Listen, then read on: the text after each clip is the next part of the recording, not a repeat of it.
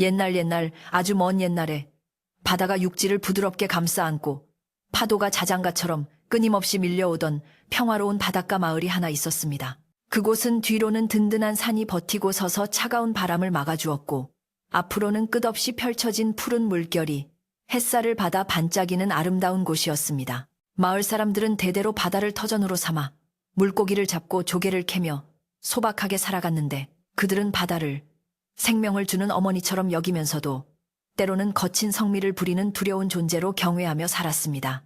아침이면 해가 수평선 위로 붉게 솟아오르는 장관을 보며 하루를 시작했고 저녁이면 노을이 바다를 황금빛으로 물들이는 것을 보며 하루의 고단함을 씻어내곤 했습니다. 마을의 지붕들은 나지막하게 엎드려 서로 어깨를 맞대고 있었고 골목길마다 짠내 섞인 바람이 불어와 집집마다 걸어둔 생선 말리는 냄새와 어우러져 구수한 향기를 풍기던 정겨운 곳이었습니다. 이 마을의 가장 끝자락, 바다와 가장 가까운 곳에는 칠성이라는 이름을 가진 착한 청년이 낙지만 정갈한 오두막집에서 홀로 살고 있었습니다.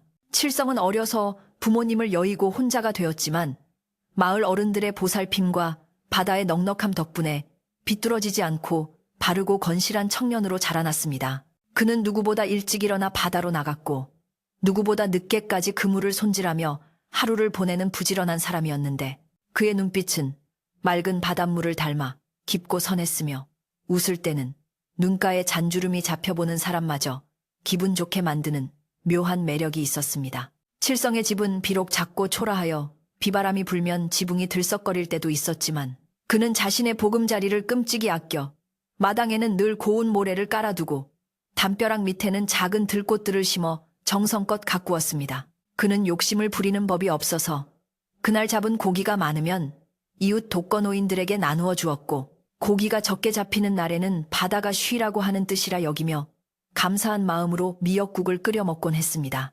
마을 사람들은 칠성을 두고 법 없이도 살 사람이라며 칭찬을 아끼지 않았지만 한편으로는 그가 너무 마음이 약하고 순에 빠져서 험한 세상 살아가기에 걱정이 된다며 혀를 차기도 했습니다.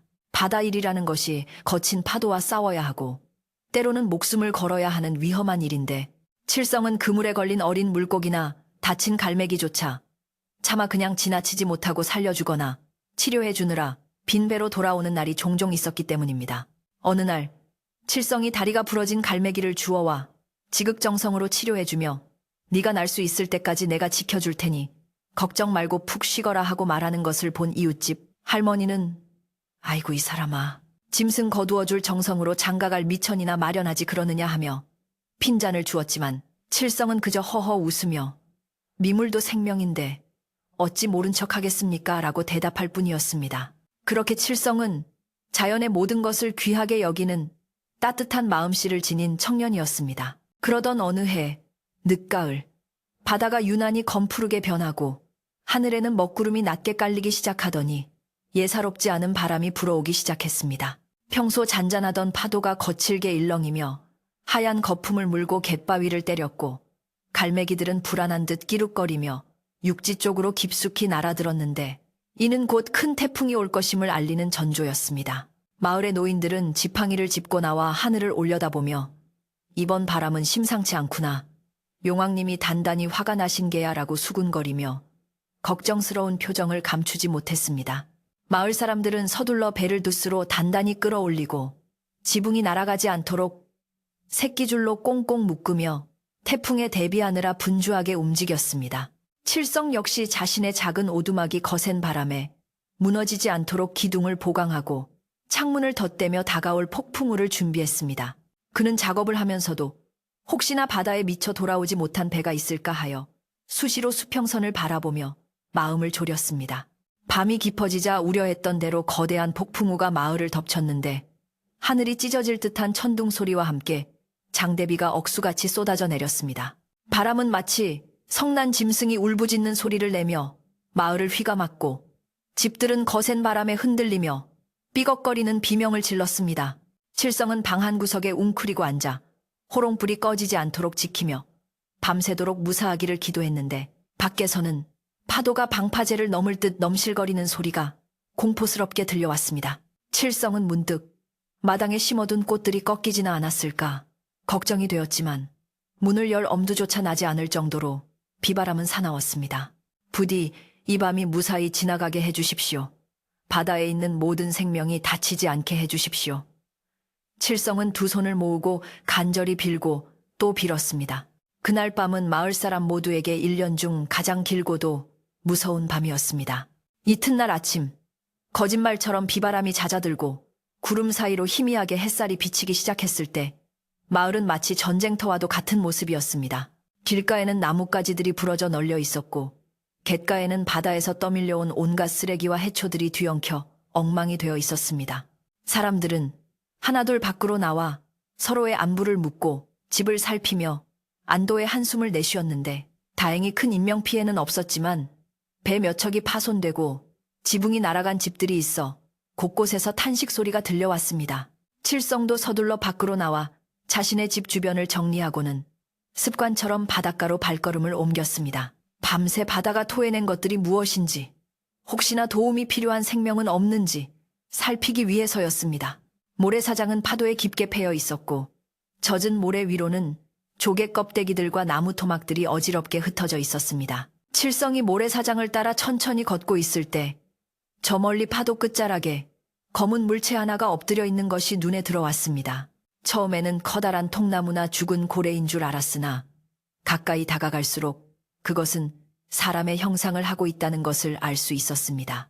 칠성의 가슴이 철렁 내려앉았고 그는 서둘러 그쪽으로 달려갔는데 그곳에는 낯선 남자가 흠뻑 젖은 채 모래밭에 쓰러져 있었습니다. 남자의 옷은 비단으로 지은 듯 했으나 여기저기 찢기고 해져서 형체를 알아보기 힘들었고 머리카락은 해초와 엉겨붙어 엉망이었으며 얼굴은 창백하다 못해 푸른빛이 돌 정도로 핏기가 없었습니다. 칠성은 조심스럽게 남자의 어깨를 흔들며 여보시오, 정신 좀 차려보시오 하고 소리쳐 보았지만 남자는 미동도 하지 않은 채 차가운 모래 위에 축 늘어져 있을 뿐이었습니다. 칠성은 급히 남자의 코 밑에 손가락을 대어 보았는데 다행히 아주 미약하게나마 따뜻한 숨결이 느껴졌습니다. 그때 마을 사람들이 웅성거리며 해변으로 몰려나오기 시작했는데 그들은 칠성이 낯선 시체 같은 것을 붙들고 있는 것을 보고는 기겁을 하며 뒤로 물러섰습니다. 마을의 촌장이자 가장 발언권이 센 김노인이 지팡이를 휘두르며 소리쳤습니다. 칠성아, 그게 도대체 무엇이냐? 설마 바다에서 떠밀려온 송장을 만지고 있는 게냐? 사람들은 겁에 질린 눈으로 수군거렸는데 옛날부터 이 마을에는 폭풍우가 지난 후 바다에서 떠밀려온 낯선 사람이나 물건은 바다의 저주를 품고 있거나 물귀신이 붙어 있다고 믿어 절대 건드리지 않는 금기가 있었기 때문입니다. 특히 이렇게 옷차림이 기이하고 생사를 알 수 없는 외지인은 마을의 재앙을 불러올 불길한 징조로 여겨졌습니다. 한 아낙네가 비명을 지르며 아이고, 저것 봐. 옷꼬락서니가 우리네 것이 아니야. 필시 바다 건너 요괴이거나 원한 맺힌 귀신일 게야. 라고 소리치자 공포는 순식간에 전염병처럼 번져나갔습니다. 칠성은 마을 사람들을 향해 다급하게 외쳤습니다. 어르신들, 이 사람은 아직 살아있습니다. 숨이 붙어 있어요. 시체가 아니라 조난을 당한 사람입니다. 어서 옮겨서 몸을 녹여야 살릴 수 있습니다. 그러나 칠성의 호소에도 불구하고 마을 사람들의 표정은 더욱 싸늘하게 굳어졌습니다. 김노인은 단호한 목소리로 살아있다고 해도 안 된다. 폭풍을 타고 온 낯선이다. 바다가 뱉어낸 것을 억지로 살려내면 바다신이 노하여 우리 마을 전체에 화를 입힐 것이다. 당장 그 손을 떼고 다시 바다로 떠내려가게 두어라. 라고 호통을 쳤습니다. 사람들은 맞아. 칠성이 네가 아직 젊어서 뭘 모르는구나. 저런 건 건드리는 게 아니야. 라며 동조했고 개 중에는 칠성을 끌어내려고 다가오는 청년들도 있었습니다. 칠성은 쓰러진 남자의 앞을 가로막으며 두 팔을 벌렸습니다. 아무리 그래도 살아있는 사람을 어떻게 다시 바다로 밉니까? 그건 살인이나 마찬가지입니다. 제가 책임지겠습니다. 제 집으로 데려가겠습니다. 사람들은 칠성의 완강한 태도에 혀를 찾고 분위기는 험악해졌습니다. 평소 순하기만 하던 칠성이 이렇게 눈에 불을 켜고 대드는 모습은 처음이었기에 사람들은 당황하면서도 화가 났습니다. 네가 책임을 진다고? 만약 저 사람 때문에 마을에 고기잡이가 안 되거나 병이라도 돌면 어쩔 테냐? 김노인의 으름장에도 칠성은 물러서지 않았습니다. 그는 쓰러진 남자가 내뿜는 가늘지만 끈질긴 생명의 끈을 느꼈고 그 끈을 차마 자신의 손으로 끊어낼 수 없었습니다. 제가 알아서 하겠습니다. 만약 무슨 일이 생기면 제가 다 감당하겠습니다. 제발 길을 비켜주십시오. 칠성은 이를 악물고 젖은 모래바닥에서 남자를 들쳐 업었습니다. 남자의 몸은 물을 먹어 천근만근 무거웠고 차가웠지만 칠성의 등에는 그 무게보다 더 무거운 마을 사람들의 따가운 시선이 꽂혔습니다. 칠성이 남자를 업고 비틀거리며 모래밭을 걸어 나올 때 사람들은 마치 전염병 환자를 피하듯 길을 터주면서도 뒤에서 수군거리는 것을 멈추지 않았습니다. 저 녀석이 기어이 사단 낼 줄 알았어. 제명에 못 죽지. 쉬. 오늘 밤부터 문단속 단단히 해야겠네. 저 요물 같은 것이 깨어나서 해코지라도 하면 어쩌나. 들려오는 비난의 소리들이 칠성의 가슴을 아프게 찔렀지만 그는 묵묵히 앞만 보고 걸었습니다. 남자의 축 늘어진 팔이 칠성의 가슴팍에서 덜렁거렸고 칠성의 거친 숨소리가 고요해진 아침 공기를 갈랐습니다. 그는 자신이 지금 옳은 일을 하고 있는 것인지 아니면 정말로 마을에 화를 불러오는 짓을 하는 것인지 잠시 두려운 마음이 들기도 했지만 등 뒤에서 느껴지는 미약한 심장 박동을 느끼며 마음을 다잡았습니다. 사람 목숨보다 중요한 것은 없다. 일단 살려놓고 볼 일이다. 겨우겨우 자신의 오두막집에 도착한 칠성은 남자를 따뜻한 아랫목에 눕혔습니다. 방금 전까지 차가운 바닷물 속에 있었던 탓에 남자의 몸은 얼음장처럼 차가웠고 입술은 파랗게 질려 있었습니다. 칠성은 서둘러 부엌으로 가서 물을 데우고 장롱 깊숙이 넣어두었던 마른 옷을 꺼내왔습니다. 젖은 옷을 벗기려다 보니 남자의 몸 곳곳에는 긁히고 멍든 상처가 가득했는데 단순한 표류가 아니라 무언가 험한 일을 겪은 듯한 흔적이 역력했습니다. 칠성은 수건을 따뜻한 물에 적셔 남자의 몸을 조심스럽게 닦아내며 굳어버린 근육을 풀어주기 위해 정성껏 주물렀습니다. 조금만 참으십시오. 곧 따뜻해질 겁니다. 의식이 없는 줄 알면서도 칠성은 계속해서 말을 걸며 남자를 안심시키려 애썼습니다. 방 안에는 칠성의 거친 숨소리와 물수건을 짜는 소리만이 가득 찼고 창밖에서는 여전히 마을 사람들이 웅성거리는 소리가 바람결에 실려 희미하게 들려왔습니다. 한참을 주무르고 닦아내자 남자의 창백했던 얼굴에 아주 조금씩 혈색이 돌아오는 듯 했습니다. 칠성은 젖은 옷을 모두 벗겨내고 자신의 무명옷을 입힌 뒤 두꺼운 이불을 머리끝까지 덮어주었습니다. 그리고는 부엌으로 나가 쌀독을 뒤져 얼마 남지 않은 쌀을 꺼내어 묽은 미음을 끓이기 시작했습니다. 타닥타닥 타오르는 장작불을 바라보며 칠성은 깊은 한숨을 내쉬었습니다. 이제 마을 사람들의 눈총을 어떻게 견뎌야 할지, 그리고 이 낯선 남자가 깨어나면 또 어떤 일이 벌어질지 막막하기만 했습니다. 하지만 솥에서 구수한 밥 냄새가 퍼지기 시작하자 칠성은 다시금 마음을 굳게 먹었습니다. 그래, 밥 한 술 뜨고 나면 기운을 차리겠지. 사람이 사람을 살리는데 이유가 어디 있겠나. 그는 끓고 있는 미음을 정성스럽게 저으며 이 낯선 손님이 부디 나쁜 사람이 아니기를, 그리고 무사히 깨어나기를 간절히 바랐습니다. 미음이 다 끓자 칠성은 조심스럽게 그릇에 담아 방으로 들어갔습니다. 남자는 여전히 깊은 잠에 빠져 있었지만 아까보다는 호흡이 한결 편안해진 것 같았습니다. 칠성은 숟가락으로 미음 국물을 조금씩 떠서 남자의 입술 사이로 흘려 넣었는데 다행히 목구멍으로 넘어가는 소리가 들렸습니다. 몇 숟가락을 겨우 넘기게 한 후 칠성은 남자의 머리맡에 앉아 땀에 젖은 이마를 닦아주었습니다. 자세히 보니 남자의 생김새는 범상치 않았습니다. 콧날이 오뚝하고 눈썹이 짙은 것이 평생 벤일만 해온 마을 사람들과는 확실히 다른 귀티가 흘렀습니다. 특히 굳게 담은 인매에서는 왠지 모를 위험마저 느껴졌는데 칠성은 이 사람이 단순한 어부가 아님을 직감했습니다. 도대체 어디서 온 분일까? 어쩌다 이런 험한 꼴을 당하셨을까? 칠성의 머릿속에는 수만 가지 물음표가 떠올랐지만 지금은 그저 묵묵히 곁을 지키는 수밖에 없었습니다. 시간이 얼마나 흘렀을까? 해가 중천에 떠오르자 마을의 분위기는 더욱 뒤숭숭해졌습니다. 칠성이 낯선 남자를 집으로 데려갔다는 소식은 삽시간에 온 마을로 퍼졌고 사람들은 삼삼오오 모여 걱정을 늘어놓았습니다. 글쎄, 칠성이가 귀신을 업어다 집에 모셨다지 뭔가. 오늘 아침에 우리 집 닭이 알을 안 낳았는데 벌써 부정이 탄 게야. 근거 없는 소문들은 꼬리에 꼬리를 물고 부풀려졌고 사람들은 칠성의 집 쪽을 흘끔거리며 기분 나쁜 눈초리를 보냈습니다.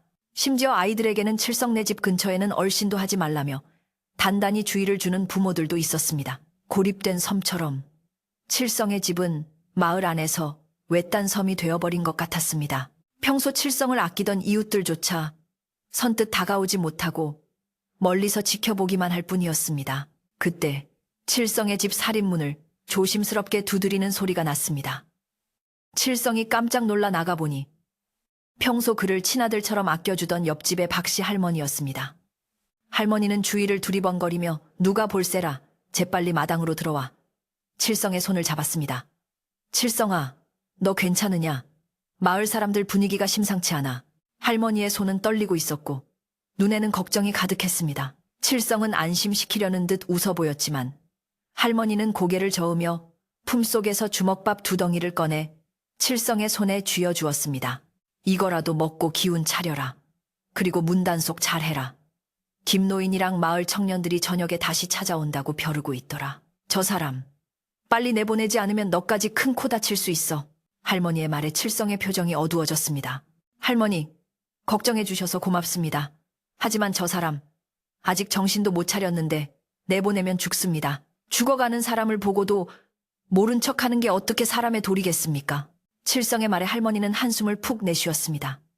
내 마음 내가 모르는 건 아니지만 사람들의 두려움이라는 게 참 무서운 거란다. 없는 귀신도 만들어내는 게 사람이 비야. 아무쪼록 조심하거라. 할머니는 칠성의 등을 몇 번 토닥여주고는 황급히 살인문을 나섰습니다. 칠성은 멀어지는 할머니의 뒷모습을 보며 손에 쥐어진 따뜻한 주먹밥을 꼭 쥐었습니다. 마을 사람들의 공포와 적대감이 피부로 느껴졌지만 방 안에 누워있는 생명을 포기할 수는 없었습니다. 그는 다시금 결의를 다지며 방문을 열고 들어갔습니다. 오후가 되자 하늘은 다시 흐려지고 바람이 불기 시작했습니다. 칠성은 방 안에서 남자의 상태를 살피며 뜬 눈으로 시간을 보냈습니다. 남자는 가끔 끙끙 앓는 소리를 내며 식은땀을 흘렸고 그때마다 칠성은 물수건을 갈아주며 밤새 간호할 준비를 했습니다. 밖에서는 파도 소리가 다시 거칠어지고 있었는데 그 소리가 마치 성난 마을 사람들의 함성처럼 들려 칠성의 마음을 불안하게 만들었습니다. 저녁이 다가오면서 집 주변을 서성이는 인기척이 느껴지기도 했지만 칠성은 짐짓 모른 척하며 밖을 내다보지 않았습니다. 지금 그가 할 수 있는 일은 오직 이 낯선 손님이 하루빨리 눈을 뜨는 것뿐이었습니다. 어둠이 내리기 시작할 무렵 남자가 갑자기 심하게 몸을 뒤척이며 헛소리를 하기 시작했습니다. 안 돼. 놈들이 온다. 물건을 지켜야 해. 남자의 목소리는 갈라지고 쉬었지만 그 안에 담긴 절박함은 또렷하게 전달되었습니다. 칠성은 남자의 손을 꼭 잡으며 진정하십시오. 여기는 안전합니다. 아무도 해치지 않습니다. 라고 다독였습니다. 남자는 칠성의 손을 부서질 듯 꽉 잡았다가 서서히 힘을 풀며 다시 깊은 잠으로 빠져들었습니다. 칠성은 남자의 손바닥에 잡힌 굳은 살을 만져보았습니다. 그것은 그물을 당기거나 노를 저어서 생긴 굳은 살이 아니라 무언가 다른 도구를 오랫동안 다루어서 생긴 굳은 살 같았습니다. 도대체 무슨 일을 하던 분일까? 놈들이 온다는 건 또 무슨 소리일까? 칠성의 궁금증은 깊어만 갔지만 밤은 무심하게 흘러갔습니다. 바람 소리에 섞여 당장 끌어내 라는 환청이 들리는 듯도 했고 문풍지가 떨리는 소리에 화들짝 놀라기도 했습니다. 작은 오두막 안 호롱불 하나에 의지한 채 칠성은 낯선 남자와 단둘이 세상과 단절된 밤을 맞이하고 있었습니다. 그것은 폭풍우가 몰아치던 지난밤보다 더 고요하지만 훨씬 더 긴장되고 위태로운 밤이었습니다. 바다에서 온 이 귀한 손님이 과연 복덩이일지 아니면 마을 사람들의 말대로 재앙의 씨앗일지 칠성은 아직 알 수 없었지만 자신의 선한 의지가 틀리지 않았음을 믿으며 밤을 지새웠습니다. 다음 날 아침이 밝았지만 마을을 감싸고 있는 공기는 여전히 무겁고 축축했습니다. 해는 구름 뒤에 숨어 모습을 드러내지 않았고 바다 위에는 짙은 안개가 자욱하게 깔려 한치 앞을 분간하기 어려울 정도였습니다. 칠성은 찌뿌둥한 몸을 일으켜 앉으며 밤새 낯선 손님의 곁을 지키느라 쪽잠을 잔 탓에 뻐근해진 어깨를 주물렀습니다. 방 안에는 습한 기운과 함께 환자의 거친 숨소리만이 가득 차 있었는데 남자는 여전히 고열에 시달리며 식은땀을 흘리고 있었습니다. 칠성은 서둘러 부엌으로 나가 물을 끓이고 어제 뜯어온 약초를 다리기 시작했습니다. 약탕관에서 피어오르는 쌉싸름한 냄새가 좁은 부엌을 채우자 칠성의 마음도 조금은 차분해지는 듯 했습니다. 그는 약불로 천천히 약을 다리며 오늘 하루도 이 남자가 무사히 버텨주기를, 그리고 마을 사람들의 분노가 조금은 가라앉기를 마음속으로 간절히 빌었습니다. 하지만 칠성의 바람과는 달리 마을의 분위기는 어제보다 더욱 험악하게 돌아가고 있었습니다. 새벽같이 바다로 나갔던 배들이 하나둘씩 항구로 돌아오고 있었는데 만선의 기쁨을 알리는 뱃노래 대신 깊은 한숨소리와 욕설만이 부두를 가득 메웠습니다. 평소 같으면 그물 가득 은빛 비늘을 반짝이며 퍼덕거리는 물고기들이 올라와야 했지만 오늘 그물에 걸려 올라온 것은 썩은 해초와 바다 밑바닥의 진흙뿐이었습니다. 고기잡이 경력 30년이 넘는 베테랑 어부인 덕수 아저씨는 빈 그물을 바닥에 내동댕이 치며 이게 다 그 재수옴 붙은 놈 때문이야. 부정을 타도 단단히 탔어. 라고 고래고래 소리를 질렀습니다. 그의 목소리는 안개 낀 항구에 메아리쳐 울렸고 빈배를 확인한 다른 어부들도 동조하며 칠성의 집족을 향해 삿대질을 해댔습니다. 바다가 삶의 터전인 그들에게 빈배는 곧 생존의 위협이었기에 그들의 두려움은 순식간에 누군가를 향한 맹목적인 분노로 바뀌고 있었습니다. 마을 우물가에 모인 아낙네들의 입방아도 쉴 새 없이 이어졌습니다. 아침밥을 짓기 위해 물을 기르러 나온 여인들은 평소보다 물 빛깔이 탁하다며 수군거렸습니다. 어머 이것 좀 봐. 물 색깔이 영 찜찜해. 꼭 흙탕물 섞인 것처럼 뿌옇잖아. 한 여인이 걱정스럽게 말하자 옆에 있던 다른 여인이 맞장구를 쳤습니다. 그러게 말이야. 어젯밤에는 우리 집 개가 허구한 날 지저대서 한숨도 못 잤어. 동네 개들이 다 같이 울어대는데 꼭 곡소리 같더라니까. 그들은 이 모든 이상 징후들을 칠성의 집에 있는 낯선 남자와 연결지으며 불안감을 증폭시켰습니다. 바다에서 온 정체불명의 존재가 마을의 정기를 흐리고 있다는 소문은 이제 기정사실처럼 받아들여지고 있었고 사람들은 칠성이 마을 전체를 위험에 빠뜨리고 있다며 비난의 화살을 쏘아댔습니다. 우물가에서 시작된 불길한 소문은 바람을 타고 집집마다 스며들어 마을 전체를 보이지 않는 공포의 도가니로 몰아넣었습니다. 칠성은 약을 다 달인 후 조심스럽게 방으로 들어와 남자의 상태를 살폈습니다. 남자의 얼굴은 열로 인해 붉게 달아올라 있었고 입술은 바짝 말라 갈라져 있었습니다. 칠성은 숟가락으로 조심스럽게 약물을 떠서 남자의 입에 넣어주었는데 남자는 무의식 중에도 쓴맛을 느끼는지 미간을 찌푸렸습니다. 조금만 힘내십시오. 이 약을 드셔야 기운을 차립니다. 칠성은 마치 어린아이를 달래듯 부드러운 목소리로 속삭이며 지극정성으로 간호했습니다. 땀에 젖은 옷을 다시 갈아입히고 젖은 수건으로 몸을 닦아주던 칠성의 눈에 남자의 허리춤에 감겨있던 낡은 천조각이 들어왔습니다.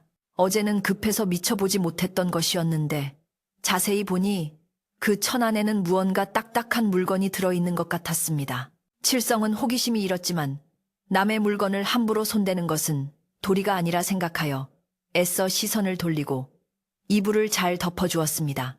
점심때가 지나자 마을 촌장인 김노인의 집 마당에는 마을 청년들과 어른들이 하나둘씩 모여들기 시작했습니다. 김노인은 곰방대를 입에 문 채 심각한 표정으로 마루에 앉아 있었고 마당에 모인 사람들은 각자 한마디씩 하며 목소리를 높였습니다. 촌장님, 더 이상 두고 볼 수 없습니다. 오늘 아침에 배들이 빈손으로 돌아온 거 보셨지 않습니까? 이건 바다신이 노했다는 증거입니다. 덕수가 핏대를 세우며 말하자 옆에 있던 청년도 거들었습니다. 맞습니다.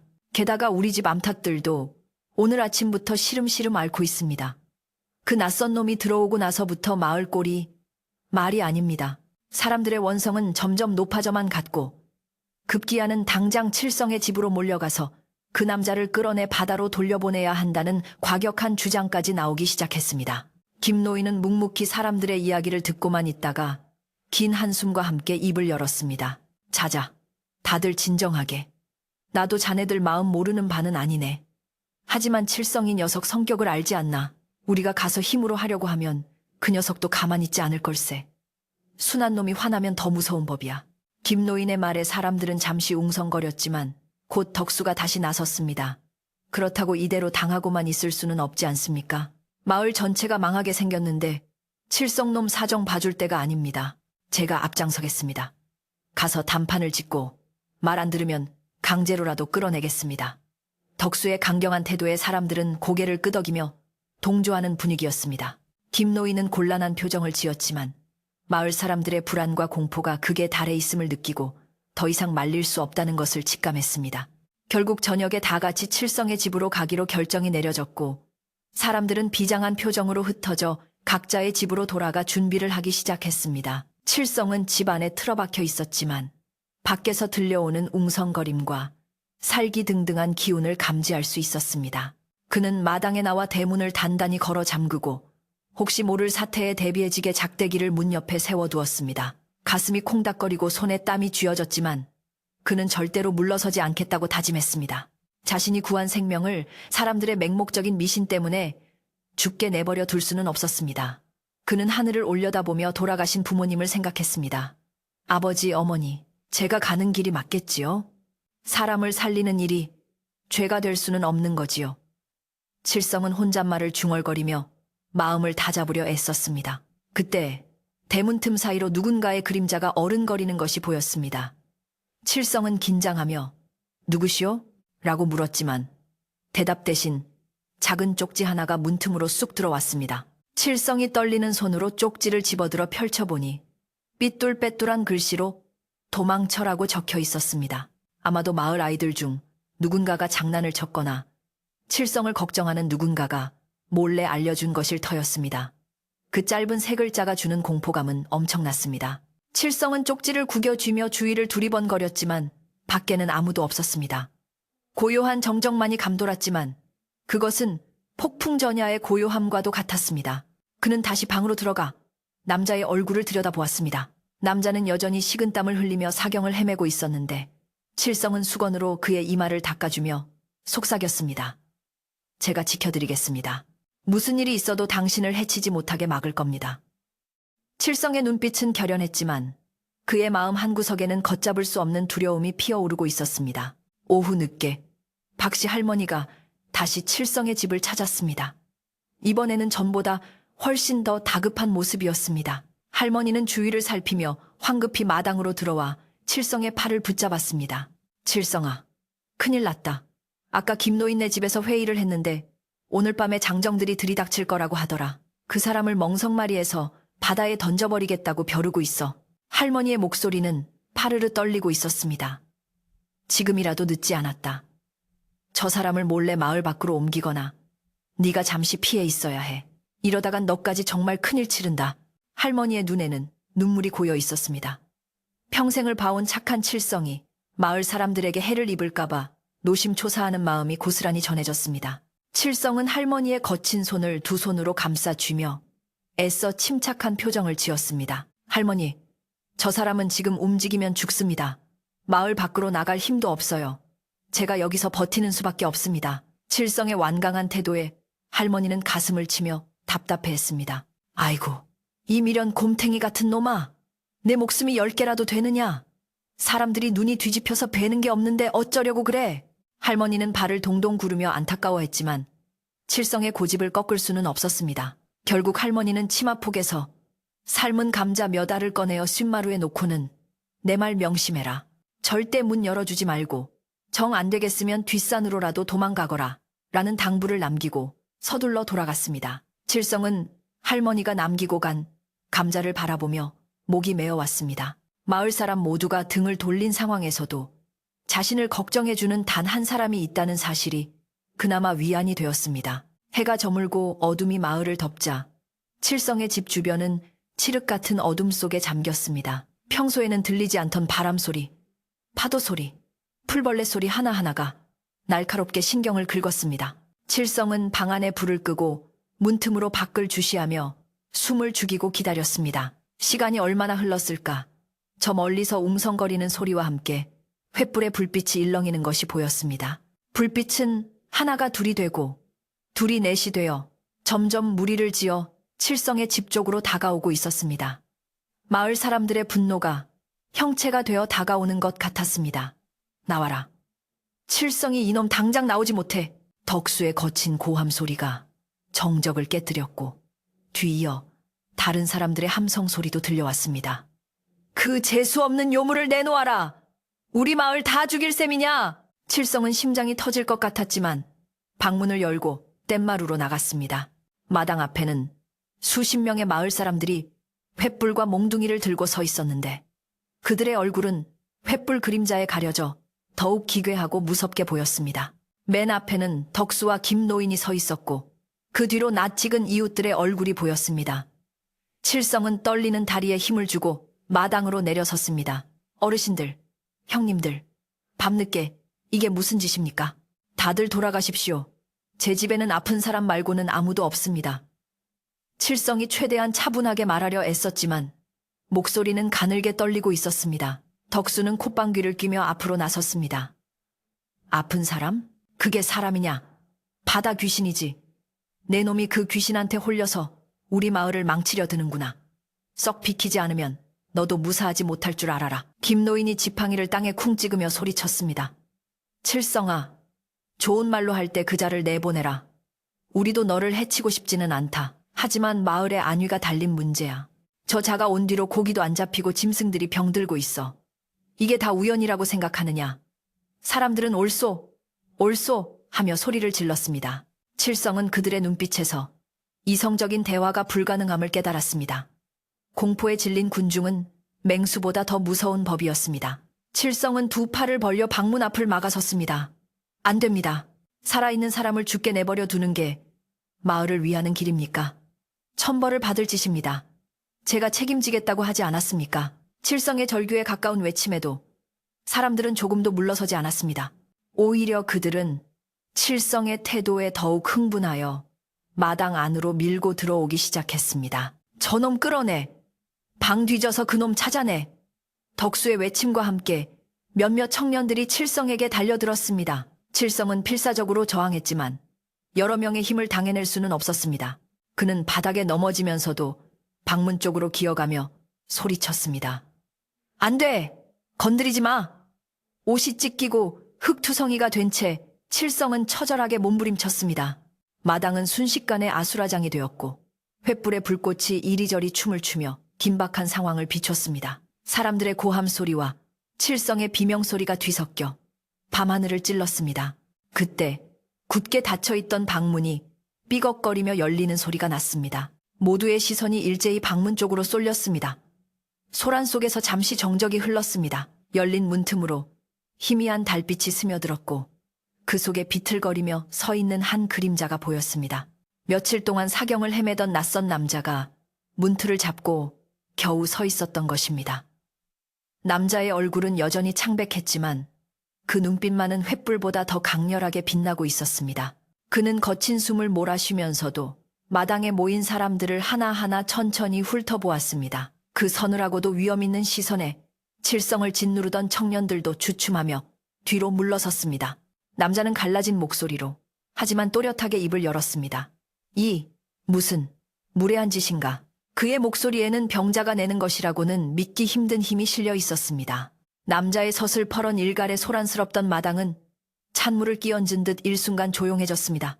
방금 전까지 칠성을 잡아먹을 듯 덤벼들던 마을 청년들도 횃불을 높이 들고 고함을 지르던 어른들도 마치 보이지 않는 힘에 눌린 듯 입을 다물고 남자를 주시했습니다.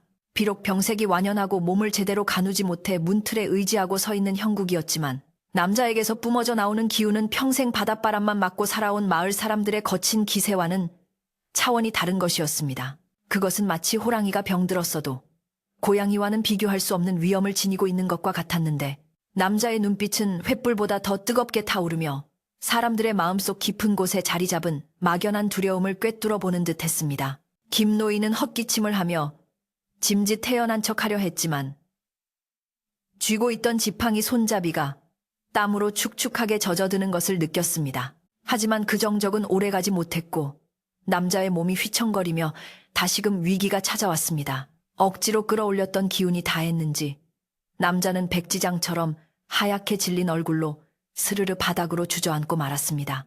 칠성은 어르신 하고 비명을 지르며 황급히 달려가 쓰러지는 남자를 받아 안았는데 남자의 몸은 불덩이처럼 뜨거웠고 호흡은 다시 거칠게 몰아쉬고 있었습니다. 그 모습을 본 덕수가 기세를 회복한 듯 소리쳤습니다. 저것 봐라. 그냥 허풍이다. 귀신이 사람 흉내를 내며 우리를 속이려 든다. 덕수의 선동에 주춤했던 마을 사람들은 다시 웅성거리기 시작했고 공포심은 순식간에 공격성으로 변질되어 칠성과 남자를 향해 옥죄어 오기 시작했습니다. 사람들은 당장 끌어내를 연호하며 다시금 마당 안쪽으로 발걸음을 옮겼습니다. 칠성은 남자를 감싸 안은 채 처절한 눈빛으로 김노인을 올려다보았습니다. 촌장님, 제발 부탁드립니다. 보시다시피 이분은 지금 사경을 헤매고 계십니다. 사람을 죽이실 작정이 아니라면 오늘만, 딱 오늘 밤만이라도 참아주십시오. 제가 내일 날이 밝는 대로 어떻게든 결판을 짓겠습니다. 칠성의 목소리에는 피 끓는 절박함이 묻어 있었고 그의 눈에는 눈물이 그렁그렁 맺혀 있었습니다. 김노인은 쓰러진 남자와 그를 필사적으로 보호하려는 칠성을 번갈아 바라보며 갈등했습니다. 아무리 미신이 무섭다지만 당장 숨이 넘어가는 사람을 끌어내어 바다에 던지는 것은 평생 덕을 쌓아온 그로서도 차마 할 짓이 아니었습니다. 마을 사람들의 분노도 중요했지만 혹시나 나중에 관아에서 알게 된다면 책임을 피할 수 없다는 현실적인 계산도 머릿속을 스쳐 지나갔습니다. 결국 김노인은 지팡이를 들어 사람들을 제지하며 무거운 목소리로 입을 열었습니다.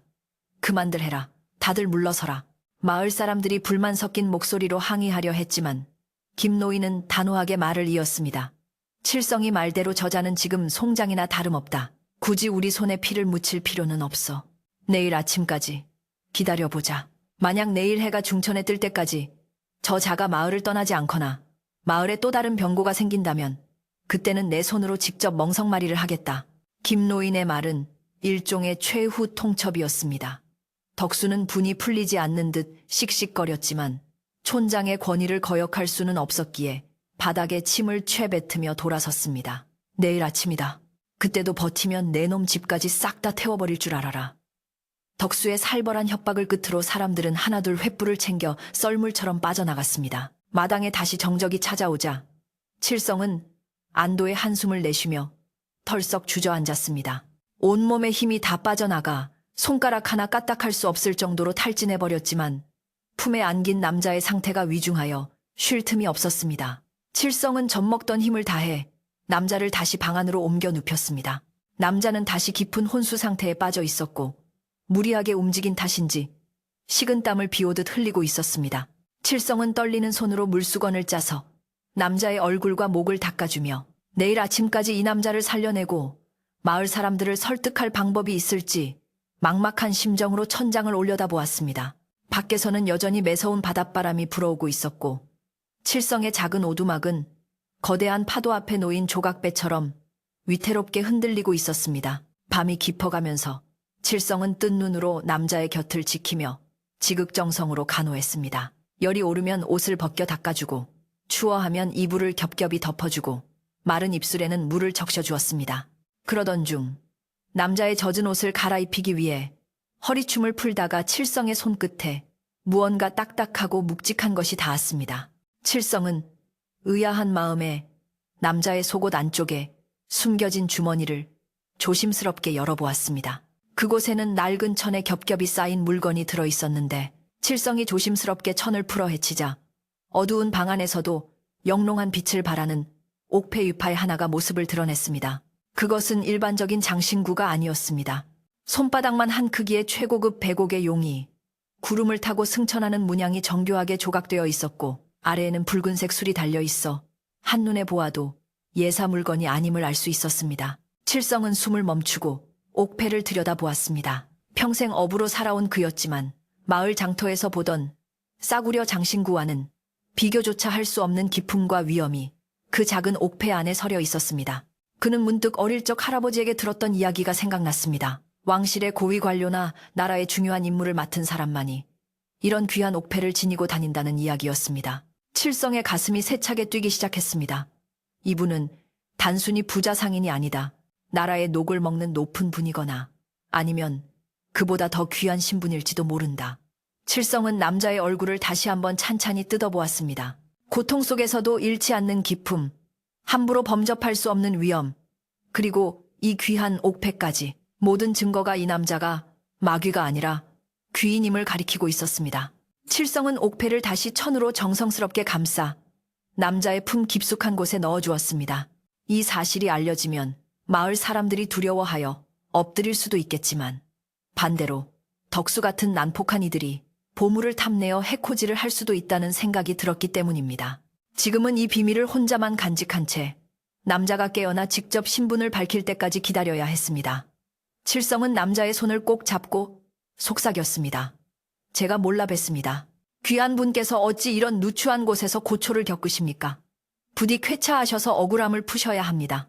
칠성의 마음속에는 이제 단순한 동정심을 넘어 무언가 거대하고 중요한 운명의 소용돌이 속에 들어와 있다는 묵직한 책임감이 자리 잡기 시작했습니다.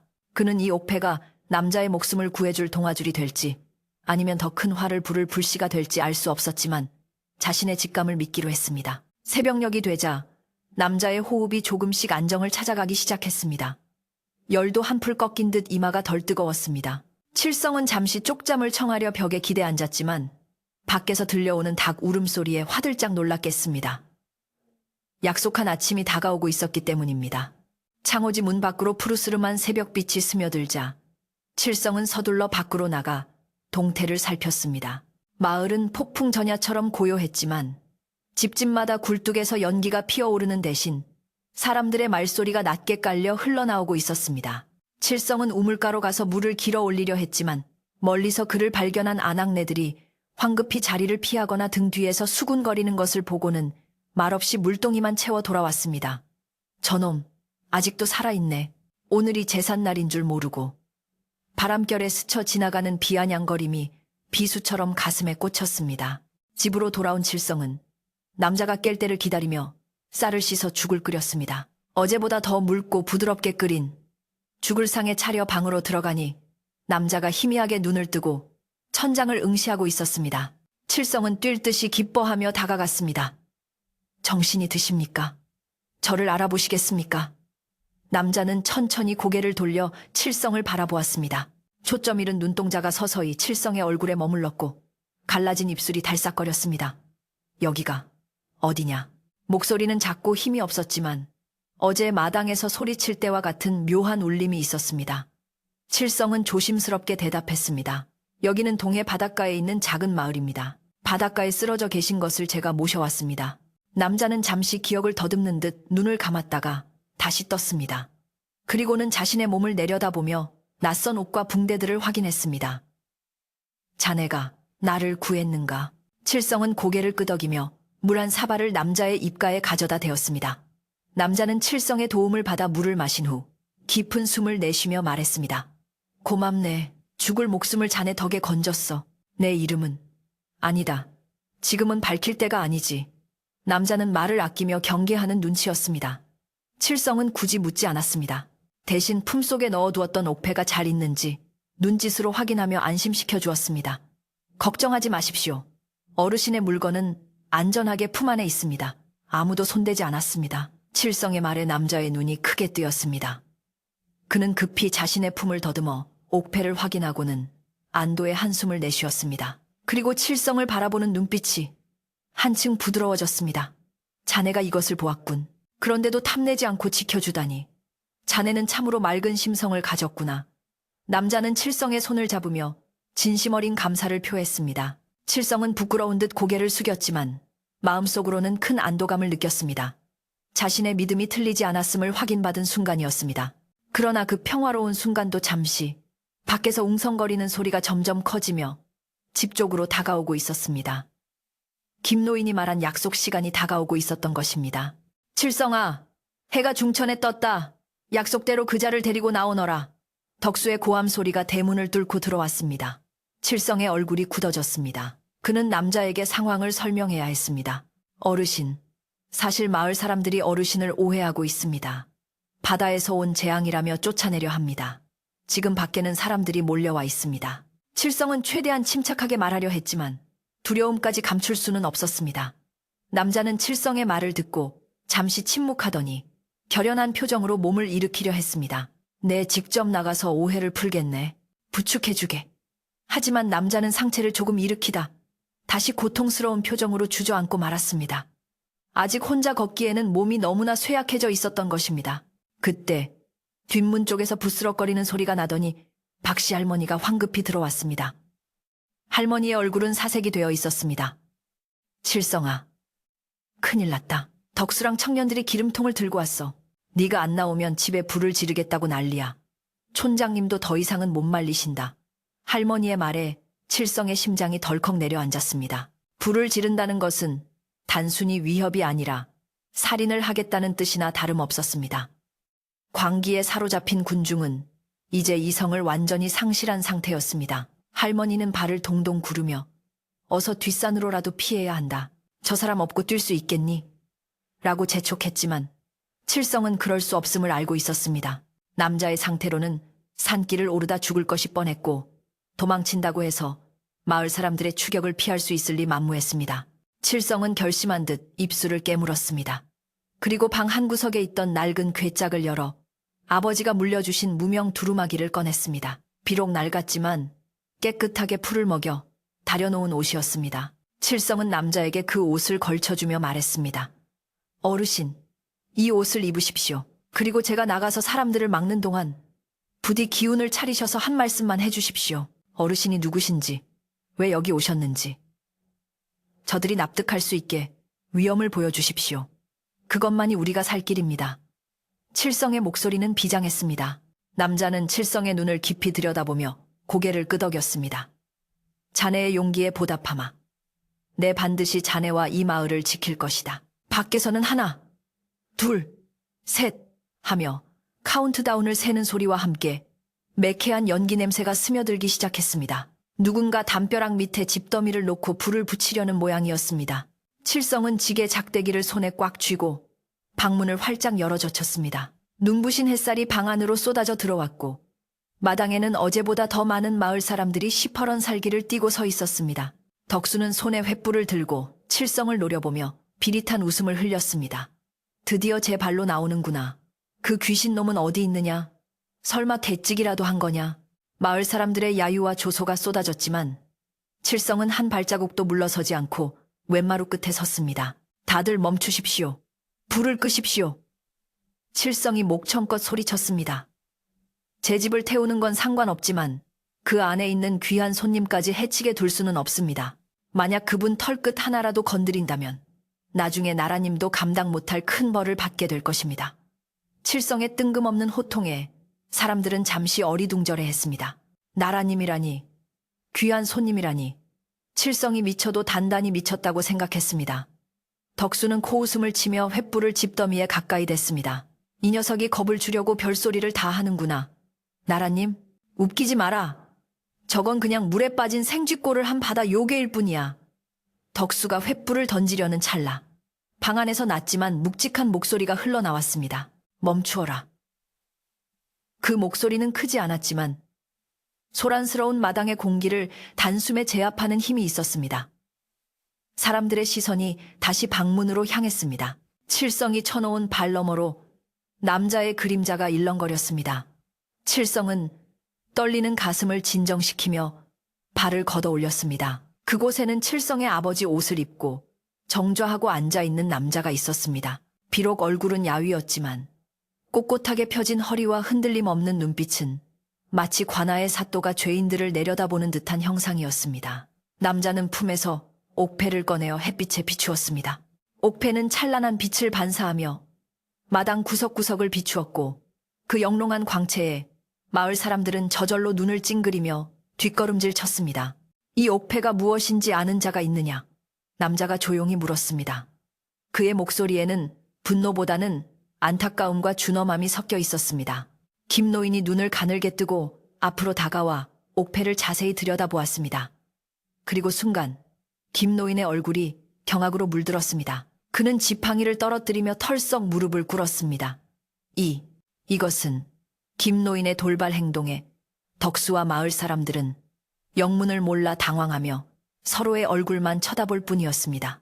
마당에는 무거운 침묵과 함께 이제껏 경험해보지 못한 거대한 진실이 드러나기 직전의 긴장감이 감돌았습니다. 칠성은 침을 꼴깍 삼키며 남자의 다음 행동을 주시했습니다. 김노인의 무릎이 흙바닥에 닿는 순간 마당을 가득 메웠던 살기는 순식간에 찬물 섞인 당혹감으로 변해버렸습니다.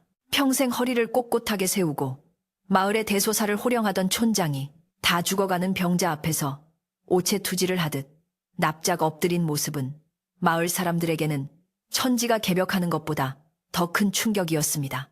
김노인은 떨리는 목소리로 바닥에 머리를 조아리며 외쳤습니다. 소인이 죽을 죄를 지었습니다. 눈이 어두워 귀한 분을 알아보지 못하고 누추한 곳에 방치한 것도 모자라 감히 해하려 하였으니 이 목숨을 거두어 가셔도 할 말이 없습니다.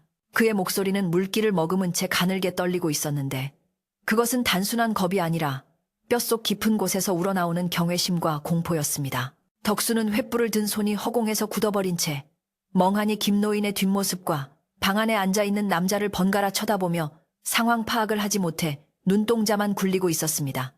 방 안에 앉아있던 남자는 김노인의 절을 받고도 표정 하나 변하지 않았습니다. 그는 오히려 더욱 엄숙하고 차분한 목소리로 입을 열었습니다. 그대가 이 마을의 촌장인가? 늙은 눈이 아직 멀지는 않았군. 이것은 조정에서 하사한 신표이자 나라의 물류를 관장하는 상단의 대행수임을 증명하는 패이다. 남자의 말 한마디 한마디에는 쇠처럼 단단한 무게가 실려 있어 듣는 이들의 가슴을 서늘하게 만들었습니다. 나는 한양에서 왕실의 진상품과 군량을 관리하는 상단의 주인 한정빈이라 한다. 무역선을 이끌고 남해를 지나던 중 흉악한 해적대를 만나 배를 잃고 표류하다가 간신히 이 해변에 닿게 되었다. 남자의 신분이 밝혀지자 사람들 사이에서는 아이고, 상단 대행수라니, 나라님 물건을 다루는 분이라니 하는 탄식과 비명이 터져 나왔습니다. 바다 귀신이라며 돌을 던지려던 대상이 실은 그들이 평생 한번 볼까 말까 한 높은 신분의 귀인이었던 것입니다. 덕수는 그제야 사태의 심각성을 깨닫고 들고 있던 횃불을 슬그머니 땅에 떨어뜨렸습니다. 불은 모래 바닥에서 픽소리를 내며 꺼졌지만 덕수의 얼굴은 이미 사색이 되어 있었습니다. 그는 믿을 수 없다는 듯 더듬거리며 말했습니다. 그럴 리가 없습니다. 저 꼴을 보십시오. 거지나 다름없는 행색인데 어찌 대행수 어른이란 말입니까? 저 옥패도 어디서 훔친 것일지 모릅니다. 덕수는 마지막 발악처럼 소리쳤지만 그의 목소리에는 이미 힘이 빠져 있었습니다. 김노인이 벌떡 일어나 덕수의 뺨을 후려쳤습니다. 이 썩을 놈, 어디 안전이라고 함부로 주둥이를 놀리느냐. 저 옥패에 새겨진 용문양은 왕실의 허락 없이는 그 누구도 지닐 수 없는 것이다. 내 놈이 정녕 우리 마을을 역적의 소굴로 만들 작정이냐.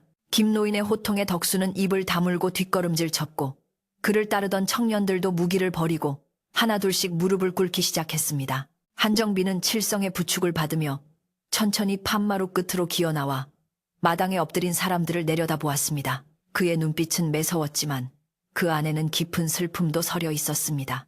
너희가 나를 귀신으로 몰아 죽이려 한 것은 내 신분을 몰라서 그랬다 치자.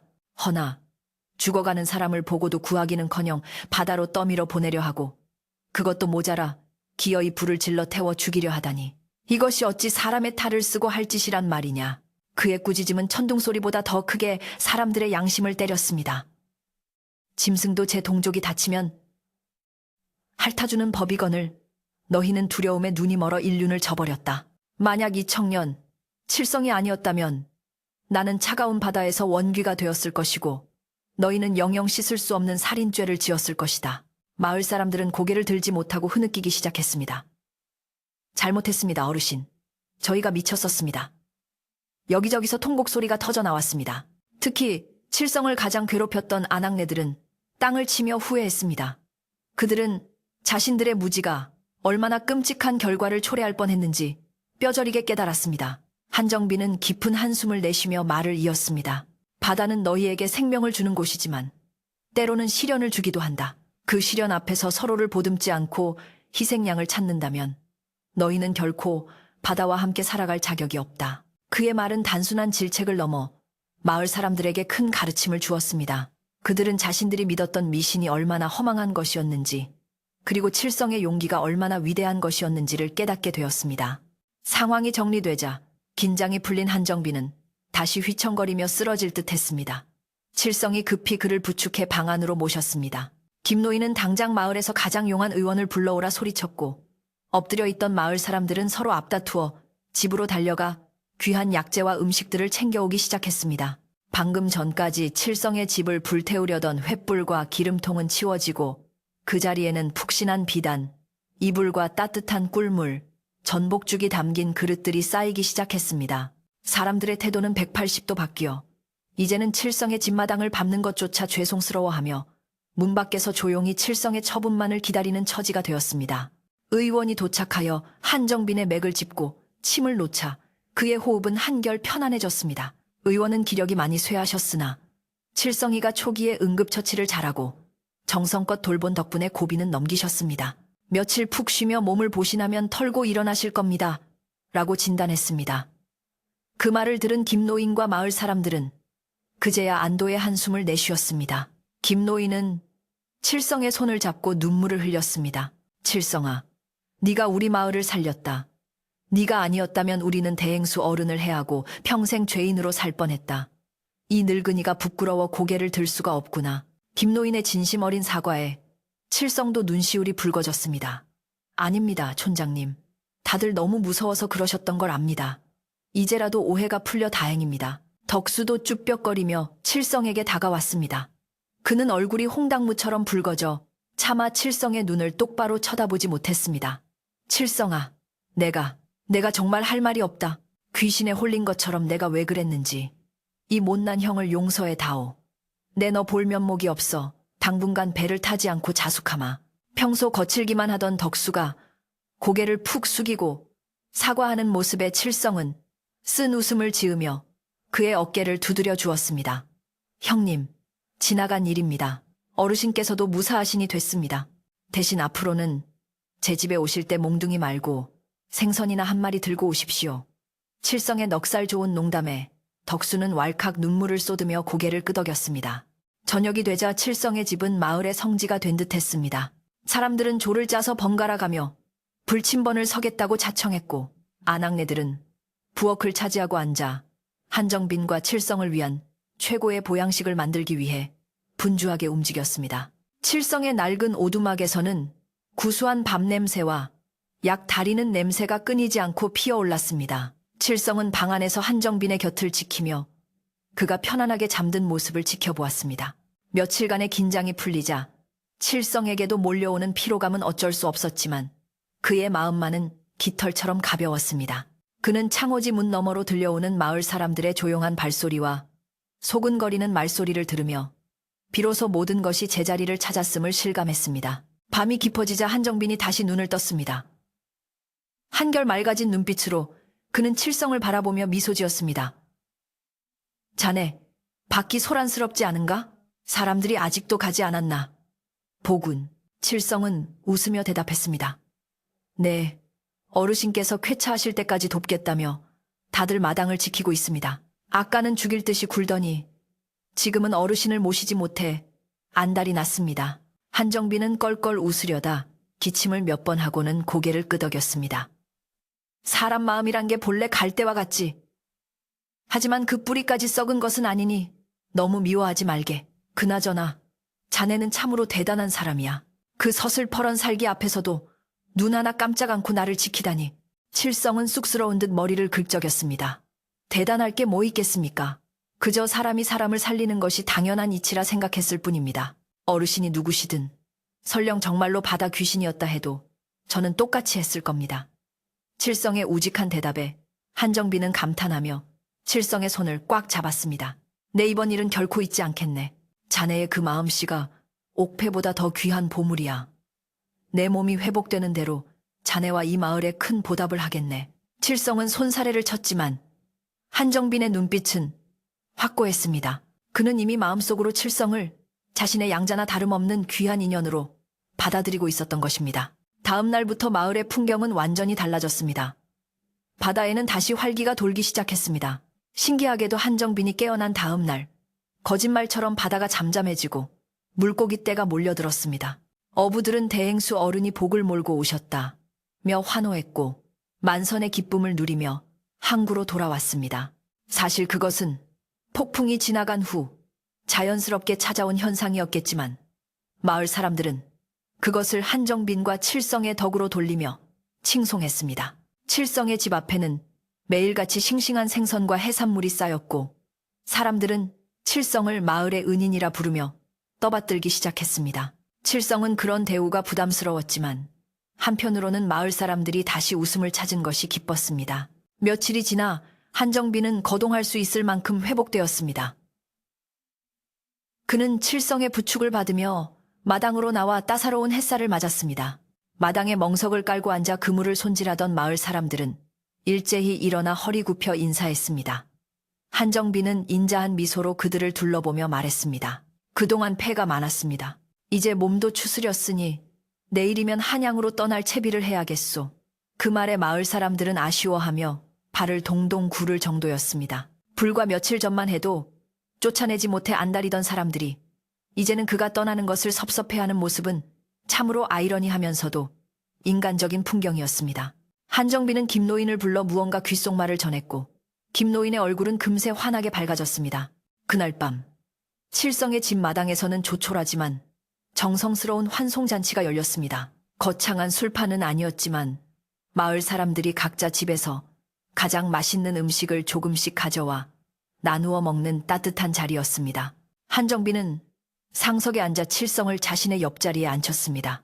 마을 사람들은 칠성에게 술잔을 권하며 그동안의 잘못을 빌고 고마움을 표시했습니다. 칠성아, 네가 우리보다 낫다. 정말 고맙다. 덕수가 투박한 손으로 칠성의 등을 두드리며 건넨 한마디에 칠성의 가슴 속에 남아있던 작은 응어리마저 눈 녹듯 사라졌습니다. 달빛은 마당을 은은하게 비추었고 파도 소리는 잔치 흥을 돋우는 반주처럼 정겹게 들려왔습니다. 한정빈은 술잔을 들어올리며 좌중을 둘러보았습니다. 내 평생 수많은 거래를 하고 많은 사람을 만났지만 이곳에서 겪은 일은 죽을 때까지 잊지 못할 것이요. 비록 시작은 험악했으나 그 끝은 이토록 따뜻하니 이것 또한 인연이 아니겠소. 그의 말에 모두가 고개를 끄덕이며 잔을 부딪혔습니다. 칠성은 한정빈의 옆모습을 바라보며 생각했습니다. 바다에서 떠밀려온 것은 재앙이 아니라 마을 사람들의 잃어버린 양심을 되찾아주고 서로의 소중함을 일깨워준 진정한 귀한 손님이었음을 말입니다. 그리고 그 손님을 지켜낸 자신의 선택이 결코 헛되지 않았음을 확인하며 칠성은 난생 처음으로 가슴 벅찬 자부심을 느꼈습니다. 밤이 깊어가고 사람들은 하나둘 집으로 돌아갔지만 칠성과 한정빈은 팻마루에 남아 늦게까지 이야기를 나누었습니다. 한정빈은 한양의 넓은 세상 이야기, 바다 건너 이국 땅의 신기한 물건들 이야기를 들려주었고 칠성은 눈을 반짝이며 그 이야기에 빠져들었습니다. 칠성아, 너는 이 좁은 마을에만 있기에는 그 그릇이 너무 크다. 내 너를 한양으로 데려가 큰 세상을 보여주고 싶구나. 한정빈의 제안은 칠성의 가슴을 뛰게 만들었지만 동시에 칠성은 자신이 나고 자란 이 바다와 마을을 떠난다는 두려움도 느꼈습니다. 그는 잠시 생각에 잠겼다가 입을 열었습니다. 어르신, 제안은 너무나 감사하지만 칠성의 대답은 밤바람에 실려 조용히 흩어졌습니다. 이제 마지막 결말과 칠성의 선택만이 남아 있었습니다. 칠성의 대답은 묵직하면서도 단단했습니다. 어르신, 한양 구경을 시켜주시겠다는 말씀은 천번 만번 감사하오나 저는 이곳을 떠날 수가 없습니다. 저 바다는 제 부모님이 잠들어 계신 곳이고 제가 태어나서 뼈를 묻어야 할 곳입니다. 무엇보다 제가 떠나면 저 거친 파도 속에서 길 잃은 생명들을 누가 살피겠습니까? 어르신을 만난 것도 제가 이 자리를 지켰기 때문이니 앞으로도 저는 영원한 바다의 파수꾼으로 남고 싶습니다. 칠성의 눈빛은 흔들림이 없었고 그 진심 어린 마음에 한정빈은 크게 감동하여 고개를 끄덕일 수밖에 없었습니다. 그는 칠성의 어깨를 감싸주며 말했습니다. 그렇지, 자네다운 대답일세. 자네가 있기에 이 바다가 평화로운 것이지. 내 자네의 뜻을 존중하겠네. 허나 내 마음만은 거절하지 말게나. 다음 날 아침 마을 앞 포구는 한정빈을 배웅하러 나온 사람들로 인산인해를 이루었습니다. 불과 며칠 전 그를 죽이려 들었던 사람들이라고는 믿기지 않을 만큼 모든 주민의 얼굴에는 아쉬움과 존경심이 가득했습니다. 아낙네들은 밤새 정성껏 말린 오징어와 미역, 전복 등을 바리바리 싸들고 나와 한정빈의 짐꾸러미에 찔러 넣어 주었고 아이들은 고사리 같은 손으로 주운 예쁜 조개 껍데기를 선물이라며 내밀었습니다. 덕수와 마을 청년들은 한정빈이 타고 갈 배를 꼼꼼하게 점검하고 웻줄을 손질하며 지난날의 과오를 씻으려 애썼습니다. 김노인은 마을을 대표하여 앞으로 나서서 한정빈의 손을 잡고 허리를 굽혔습니다. 대행수 어른, 부디 가시는 길 평안하시고 저희의 무례함을 너그러이 용서해 주십시오. 다시 오시는 날에는 마을 잔치를 크게 벌여 모시겠습니다. 한정빈은 마을 사람들의 손을 일일이 잡아주며 작별 인사를 나누었습니다. 그는 배에 오르기 전 사람들 앞에서 큰 목소리로 약속했습니다. 내 비록 몸은 떠나나 마음은 이곳에 두고 갑니다. 한양에 도착하는 즉시 상단을 꾸려 이 마을과 정식으로 교역을 트도록 하겠습니다. 앞으로 여러분이 잡은 귀한 해산물은 제 값을 받고 한양의 왕실과 양반가에 납품될 것입니다. 더 이상 헐값에 넘기며 고생하지 않도록 제가 길을 열겠습니다. 그 말은 가난한 어촌 마을 사람들에게는 천지가 개벽할 복음과도 같았습니다. 사람들은 환호성을 지르며 눈물을 흘렸고 대행수 만세를 외쳤습니다. 한정빈은 미소를 지으며 마지막으로 칠성을 불렀습니다. 칠성아, 이리 가까이 오너라. 한정빈은 품에서 비단으로 감싼 작은 함을 꺼내 칠성에게 건네주었습니다. 이것은 내가 자네에게 주는 정표이자 우리 상단의 신용장일세. 앞으로 우리 상단에 배가 들어오면 이 패를 보여주게. 그러면 자네가 이 마을의 물류를 총괄하는 책임자가 되어 내 대신 일을 처리하게 될 걸세. 이것은 선물이 아니라 자네의 정직함과 용기에 대한 정당한 대가이니 부담 갖지 말고 받게나. 칠성은 떨리는 손으로 함을 받아들었습니다. 그것은 단순한 물건이 아니라 천대받던 고아 청년이 마을의 지도자로 인정받는 순간을 의미했습니다. 어르신, 명심하겠습니다. 어르신의 믿음에 부끄럽지 않게 살겠습니다. 칠성은 눈물을 글썽이며 깊이 고개를 숙였습니다.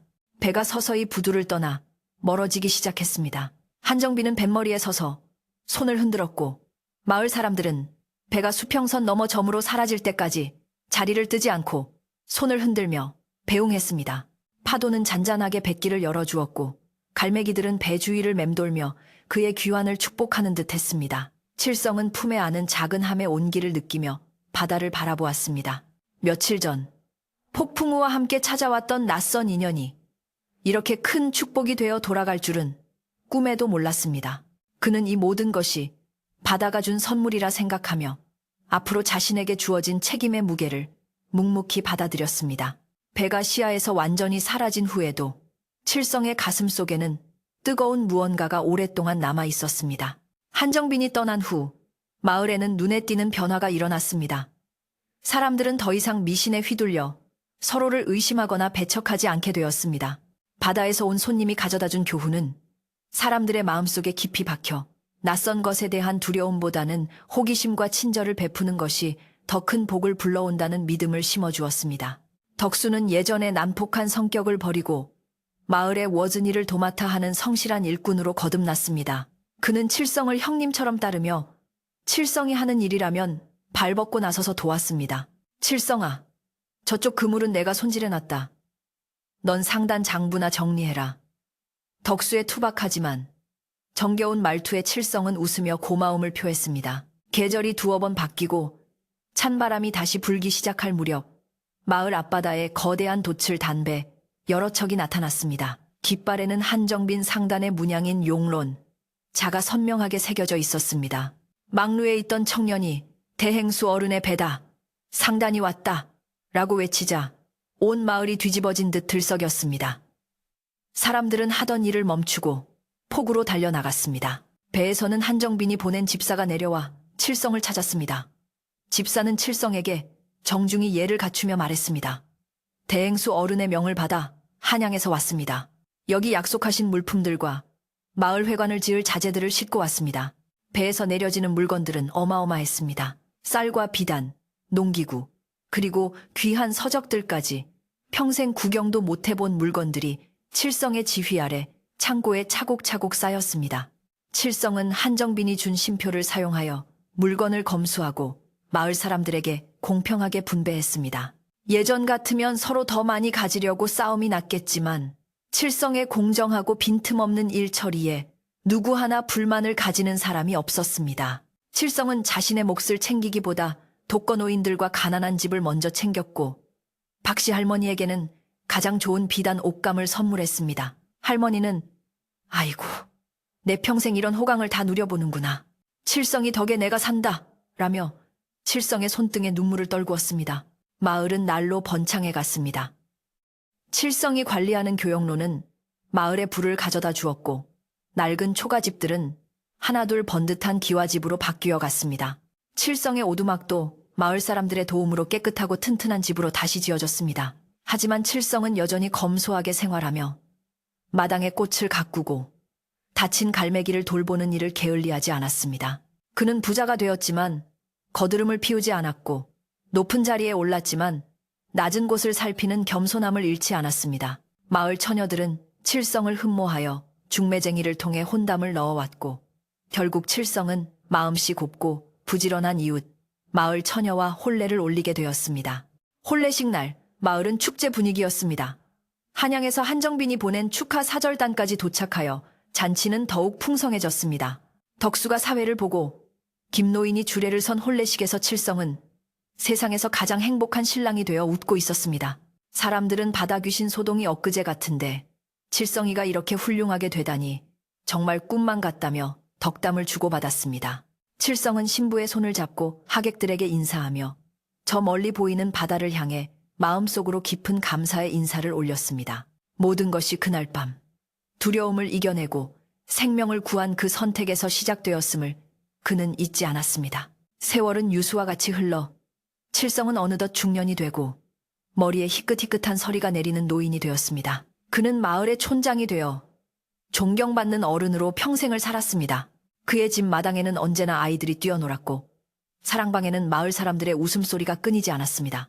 칠성은 아이들을 무릎에 앉히고 옛날 이야기를 해주곤 했는데 그 중에서도 아이들이 가장 좋아하는 이야기는 단연코 폭풍우 치는 밤에 찾아온 귀한 손님 이야기였습니다. 칠성이 그래서 그 무서운 아저씨들이 횃불을 들고 쳐들어왔는데 말이야 하고 이야기를 시작하면 아이들은 눈을 동그랗게 뜨고 숨을 죽이며 이야기에 빠져들었습니다. 어느 맑은 여름날 저녁, 칠성은 팻마루에 앉아 부채질을 하며 노을이 지는 바다를 바라보고 있었습니다. 붉게 물든 수평선은 예나 지금이나 변함없이 아름다웠고 파도 소리는 어머니의 자장가처럼 평온하게 들려왔습니다. 그의 곁에는 평생을 함께해온 아내가 깎아놓은 참외를 내왔고 마당에서는 손자들이 강아지와 함께 뛰어놀고 있었습니다. 칠성은 문득 자신의 인생을 되돌아보았습니다. 고아로 태어나 외롭고 가난했던 시절도 있었지만 착한 마음을 잃지 않고 살았기에 하늘이, 아니 바다가 복을 내려준 것이라 생각했습니다. 그는 옥패를 쥐어주던 한정빈의 따뜻한 손길을 떠올리며 흐뭇한 미소를 지었습니다. 대행수 어른도 저승에서 편안하시겠지. 칠성은 밤하늘에 하나둘 떠오르는 별들을 바라보며 생각에 잠겼습니다. 북두칠성이 유난히 밝게 빛나고 있었습니다. 그는 자신의 이름과 같은 저 별들이 언제나 자신을 지켜보고 있었다는 생각이 들었습니다. 할아버지, 졸려요. 손자가 눈을 비비며 품으로 파고들자 칠성은 아이를 토닥이며 나지막이 말했습니다. 그래, 이제 잘 시간이구나. 우리 강아지, 오늘 밤에도 좋은 꿈 꾸거라. 바다 용왕님이 우리 집을 지켜주실 게다. 마을의 집들도 하나둘 불이 꺼지고 고요한 어둠이 평화롭게 마을을 감싸 안았습니다. 들려오는 것은 오직 규칙적인 파도 소리와 풀벌레들의 합창뿐이었습니다.